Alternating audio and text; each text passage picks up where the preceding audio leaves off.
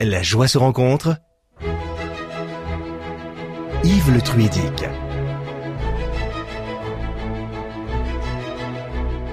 Eh bien voilà, nous sommes bien sur les ondes de RCF Sud-Bretagne et tout à la joie de vous rencontrer, Jean Lavoué, poète, habitant à Hennebont. Nous sommes heureux d'avoir pu venir jusqu'à vous. C'est toujours sympathique, intéressant de réaliser l'émission chez l'invité. À la fois, je pense que vous êtes à l'aise et puis nous aussi. Ça aide beaucoup à la communication entre nous.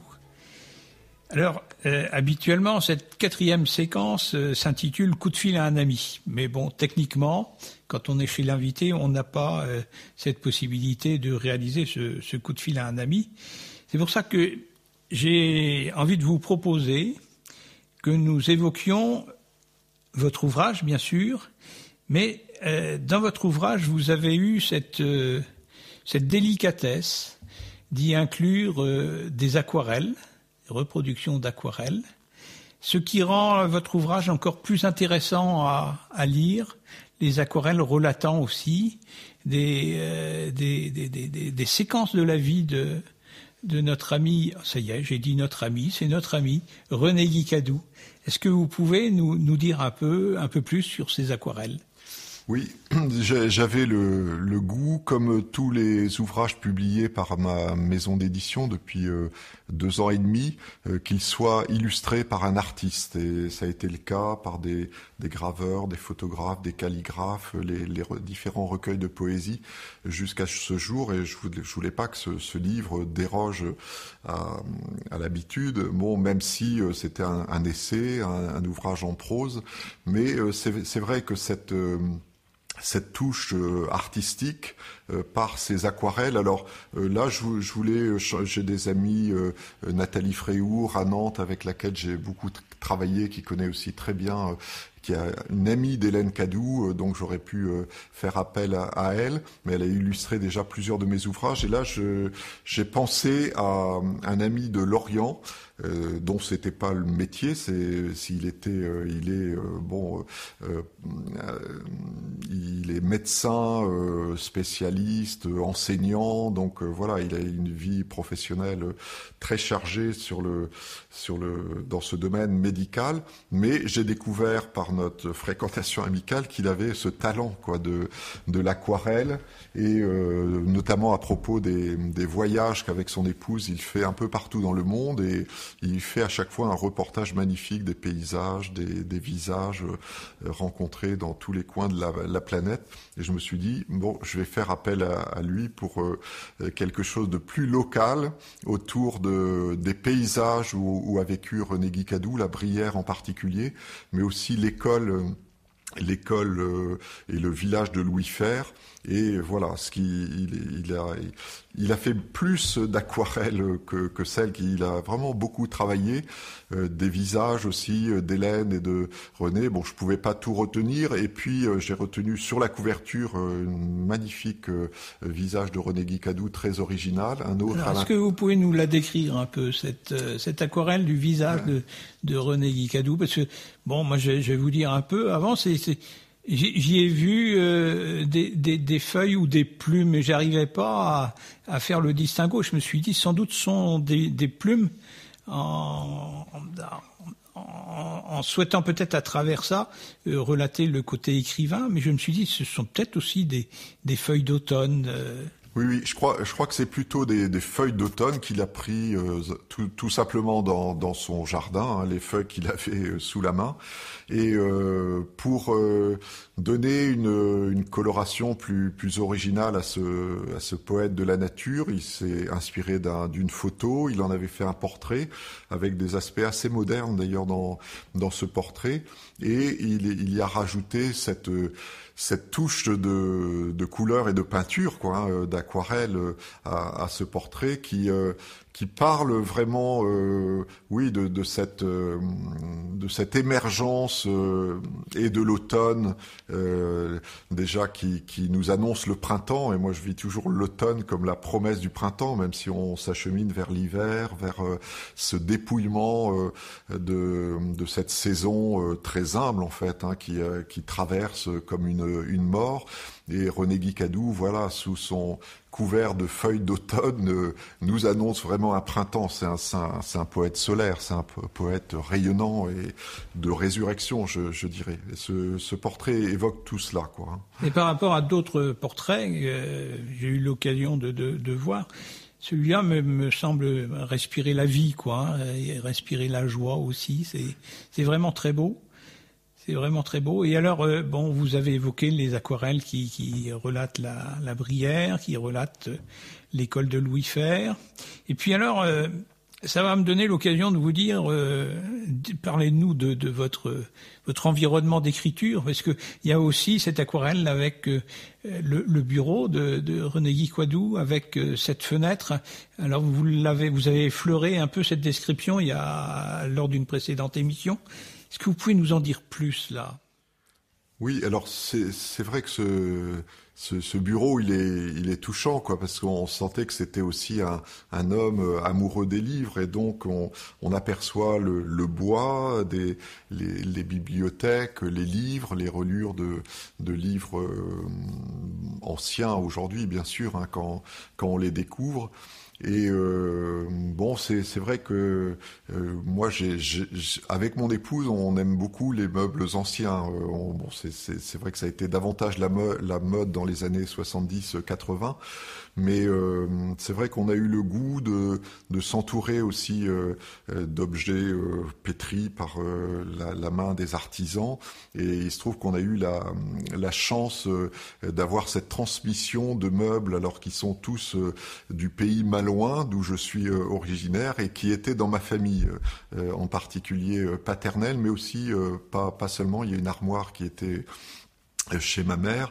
Donc voilà, on est entouré aussi de ce bois tissé par des générations, et voilà, ça a été joyeux aussi de vivre dans cet environnement, dans les différents déplacements qu'on a pu avoir.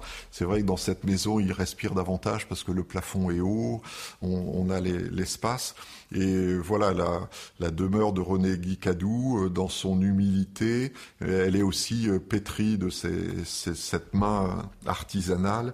Et du coup, je pense à un poème qui me vient de lui, et qui évoque aussi ce lieu où il a vécu.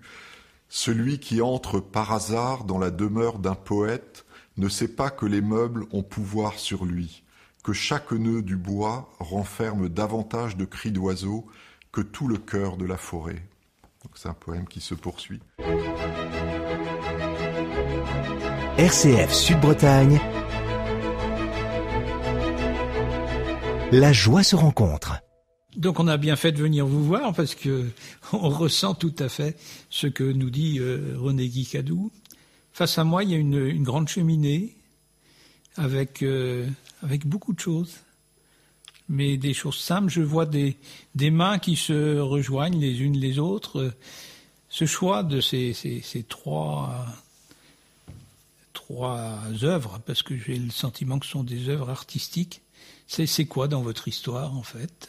Alors oui, ce sont des photos qui évoquent beaucoup de choses, à la fois la fraternité, parce qu'il y a une où il y a plusieurs mains qui se rejoignent là comme en cercle, et on sent des mains jeunes, et puis il y a ces mains de méditation, d'accueil en fait, d'ouverture posées l'une sur l'autre, et puis il y a cette main qui égrène un chapelet. Ce sont des photos du Tibet en fait, qui ont été réalisées par un grand artiste photographe, Folmy. Et ça fait très longtemps temps, peut-être depuis le début, depuis près de 30 ans qu'on est dans cette maison où ils sont sur cette cheminée. Et ils rejoignent aussi un cœur profond, qui est celui du goût du silence, du goût de la méditation, du goût de l'Orient aussi, qui nous a apporté beaucoup dans un renouvellement de la vie intérieure de notre spiritualité chrétienne occidentale. Donc ces photos évoquent tout cela à la fois. La fraternité est chère au cœur de René Guicadou aussi, on l'a dit à plusieurs reprises. Cette fraternité, cette attention aux autres. Et ce qui est frappant, et on le sent au travers de votre ouvrage, c'est l'humilité. C'est une grande qualité, l'humilité.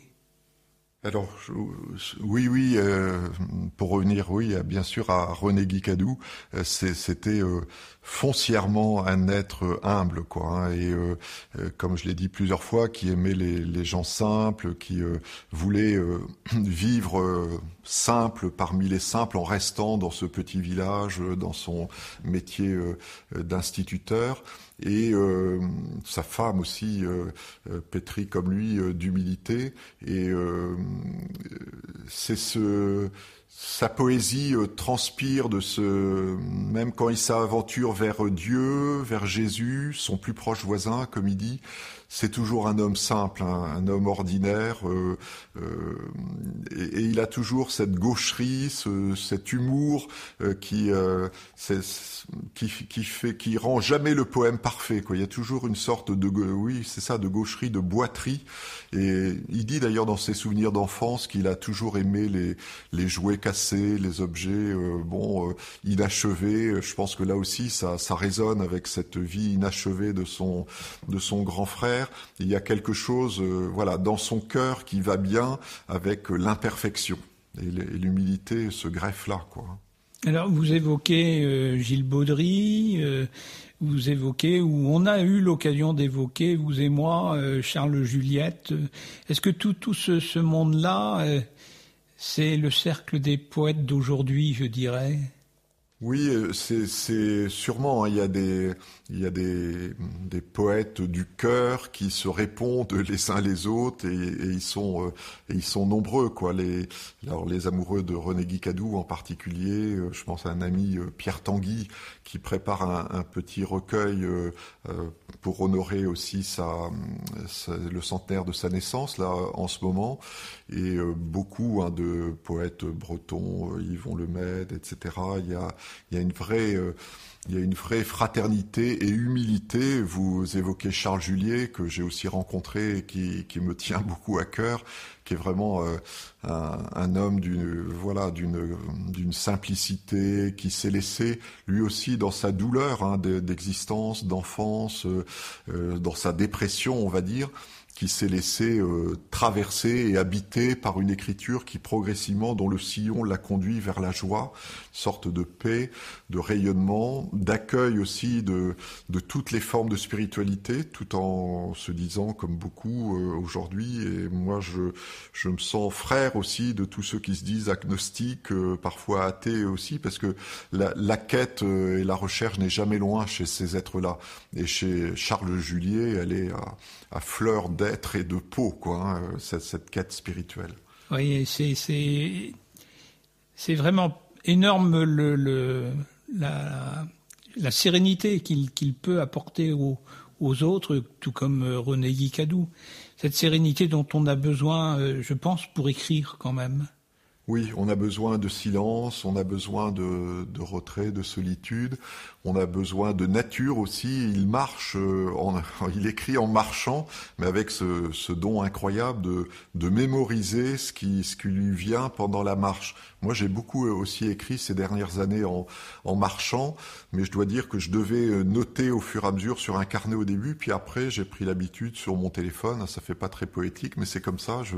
Je pianotais dès que quelques mots, une phrase se donnait, pour libérer l'espace à nouveau pour la suite. Charles Juliet, il a ce talent de mémoriser, de rentrer chez lui et de pouvoir retranscrire le poème qu'il a appris par cœur en marchant. Et alors de plus, il a aussi rédigé régulièrement un journal. Et au travers de son journal, on voit bien aussi son évolution. Quand vous évoquez la joie par rapport à Charles Juliette, entre son premier volume et le dernier. Le premier n'évoque pas forcément effectivement la joie. J'ai eu aussi cette chance de le rencontrer et de lui faire dédicacer ce premier ouvrage. Il m'a dit, c'est peut-être pas par là qu'il faut commencer. J'ai dit, si, c'est le début. Il faut pas rejeter non plus ce qu'on a pu connaître dans ses débuts. Oui, ça fait partie de lui. Oui. C'est une grande traversée vers la lumière, mais où les ombres ne sont pas ignorées, quoi. C'est ça qui est beau aussi chez lui, quoi. RCF Sud-Bretagne. La joie se rencontre. Voilà, alors c'est important, je pense, au-delà de votre ouvrage, que vous puissiez nous dire comment on peut, avec les moyens modernes d'aujourd'hui, comment on peut faire connaissance encore un peu plus avec vous, parce que vous ne l'avez pas dit jusqu'à présent, ou presque pas, vous réalisez un blog, vous entretenez un blog, et je fais le lien avec Charles Juliette un peu. Pratiquement tous les jours, vous écrivez quelque chose. Alors, il y a une période, surtout quand je marchais plus aisément, où à chaque fois que je marchais, et je le faisais tous les jours, j'écrivais, je partageais. Là, mais c'est chaque semaine, 2 fois, 3 fois. Donc, je partage une écriture quotidienne, quoi, où je laisse résonner à la fois ce qui m'entoure, la nature, les événements, les émotions, l'actualité parfois. Je pense à l'incendie de Notre-Dame. J'ai écrit 2 ou 3 textes dans les jours qui ont suivi, très touché comme tout le monde par cet événement. Mais voilà, ça peut être des événements qui ont touché les migrants, qui touchent la nature. Alors il se trouve que le blog L'Enfance des arbres, il a une 12aine d'années, mais depuis 5 ans, j'ai partagé ce que j'écrivais et partagé dans le blog, je l'ai partagé sur Facebook. Et là, il y a eu tout un réseau extrêmement interactif. Et le fait que le réseau soit aussi très tourné vers l'actualité fait qu'il y a eu beaucoup d'attention aussi pour moi aux événements du monde, quoi, à la fois les saisons, mais aussi ce qui touche notre actualité. Donc c'est une écriture aussi marquée par tout ça et que je partage et ça élargit aussi la fraternité poétique. Et là aussi, au-delà des barrières ou des frontières de croyances, de convictions, de religion, ça s'adresse à tout un chacun. Et c'est ce que j'éprouve vraiment dans cette fraternité des grands réseaux. On dit beaucoup de mal d'eux, mais on peut aussi en dire du bien, quoi. Et là, vous avez saisi l'occasion et je crois que c'est très bien. Sans doute des personnes que vous ne connaissiez pas se sont mises en relation avec vous. Vous entretenez peut-être d'ailleurs des correspondances avec ces personnes. Et puis, il y a eu vraiment de très belles rencontres et de personnes qui ont accompagné, qui accompagnent toujours ma petite aventure de maison d'édition, que ce soit autour, par exemple, du site, des gens qui se sont proposés dans leur parcours de vie aussi, non exempt d'épreuves aussi. Donc c'est une aventure humaine partagée. Mais voilà, une autre personne qui s'est proposée pour commercialiser les ouvrages de la petite maison d'édition sur des marchés dans la région de Saint-Brieuc. Une personne qui un peu spécialiste de communication qui m'aide par des vidéos ou à faire connaître les ouvrages de l'enfance des arbres. Un artiste aussi chanteur qui a réalisé un CD avec des poèmes qu'il a découvert sur Facebook, en fait. Donc c'est pourquoi les réseaux pour des gens qui sont dans la création, ça peut être vraiment un prolongement, quoi. Oui, là vous nous donnez l'occasion de positiver les réseaux sociaux et la page Facebook de RCF Sud-Bretagne relatera certainement ces quelques moments de joie que nous avons pu partager. À la radio, comme pour vous sans doute, on attend des retours des auditeurs. Vous attendez sans doute des retours de vos lecteurs. Alors je vais vous lire le courrier d'un de vos lecteurs que vous m'avez confié. Cher Jean Lavoué, votre livre est un pain d'épices. Il pèse un bon poids et contient assez de miel-lumière pour nourrir et réchauffer son lecteur. Ni biographie, ni essai, On dirait que vous êtes assis devant une table couverte d'une toile cirée à motif floral, que vous avez devant vous un verre de vin pour le lecteur de passage, un autre pour vous-même, et qu'en buvant de temps en temps, et en faisant rêveusement glisser votre main droite sur la nappe lumineuse, vous évoquiez un ami cheminant, il y a quelques années, entre terre et ciel. Merci. Je n'ai pas mis la signature de ce lecteur qui vous a transmis ce retour. Est-ce que vous pouvez nous en dire 2 mots aussi ? Oui, c'est la joie d'avoir accueilli ce courrier il y a quelques jours dans la boîte aux lettres. Donc c'est Christian Bobin à qui j'avais adressé il y a un peu plus de 15 jours le livre et il est très fidèle aux gens qui lui adressent comme ça des ouvrages et vraiment je suis très heureux comme je l'ai été précédemment aussi par d'autres écrits, mais là je sens qu'il a été particulièrement touché mais aussi par la forme du livre, par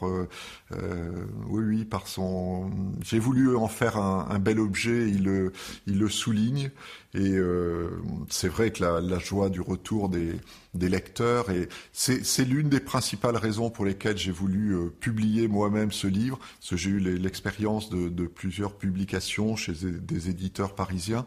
C'est vrai qu'il y a quelque chose de frustrant pour l'auteur où on n'entend plus parler de grand-chose après, de temps en temps, une année après, l'éditeur nous dit le nombre éventuellement de livres vendus. Très rarement des lecteurs se manifestent. Alors que là, je suis au cœur un peu de l'actualité, des envois, des retours, des correspondances. Je mets des petits mots aux uns aux autres. Donc ça change tout, ça a des aspects laborieux. Mon épouse me donne un sérieux coup de main pour l'administration, les envois, mais ça a un côté aussi vraiment joyeux aussi de la rencontre qui se poursuit. Voilà, vous nous avez dit aussi l'importance de la famille dans cette réalisation que vous avez faite. Donc c'est peut-être l'occasion pour vous aussi de remercier votre famille, de nous dire c'est cette chance aussi que vous avez aujourd'hui où c'est pas toujours facile de vivre en famille. Oui, c'est cette grande affinité partagée, parce qu'il n'y a pas beaucoup de déplacements qu'on fasse, et dans l'année qui vient, je sais il va en y avoir plusieurs autour de René et d'Hélène Cadou, avec mon épouse, c'est vraiment une joie d'avoir cette sensibilité partagée depuis toujours, comme je disais, dès la rencontre, dès notre rencontre, ces poètes, René, Guy et Hélène Cadou étaient là, et comme je le disais, on espère avoir transmis la poésie, et je crois aussi à nos enfants, notamment par cette œuvre, par les chanteurs qui l'ont interprété, mais aussi par un goût de cette existence dans la beauté et dans ce don qui nous est fait de cette nature qui nous entoure. Voilà, merci Jean Lavoué poète, que nous avons rencontré à Hennebont tout au long du mois de novembre. Et nous sommes vraiment très heureux d'avoir pris ce temps avec vous, Jean. Et donc, redites-nous votre blog, votre site internet, votre page Facebook. Alors, le nom du blog, c'est L'Enfance des Arbres. Donc, on peut, en cherchant sur un moteur de recherche, la page Facebook, c'est Jean Lavoué. Mais j'ai aussi une page créée à peu près au même moment, il y a 4-5 ans, qui est Poésie et spiritualité, où là, je partage plutôt des poèmes d'autres poètes ayant trait à la vie intérieure et spirituelle et de différentes traditions. Et donc la maison d'édition, j'ai repris le nom du blog L'Enfance des Arbres, c'est 3 places Vieille-Ville à Hennebont. Et on peut trouver les coordonnées. Il y a un site aussi dédié à la maison d'édition L'Enfance des Arbres. Sur Internet, on trouve aussi tout ce qui a été publié depuis 2 ans et demi. Voilà, et on peut tout à fait se procurer l'ouvrage directement chez vous. Tout à fait, ou en le commandant par un libraire. Alors, faudra le commander puisque moi, j'ai pas de diffuseur, donc il sera pas physiquement présent dans beaucoup de librairies, quelques-unes, mais à Lorient en particulier, quand les livres s'ouvrent, mais quelques-unes autres. Mais le mieux, c'est de commander si on veut passer par un libraire ou de s'adresser directement à la maison d'édition. Voilà, très bien. Merci à vous, Jean et Jean Lavoué, et au plaisir de vous revoir. Et merci encore de nous avoir accueillis dans votre maison de la vieille ville d'Hennebeau.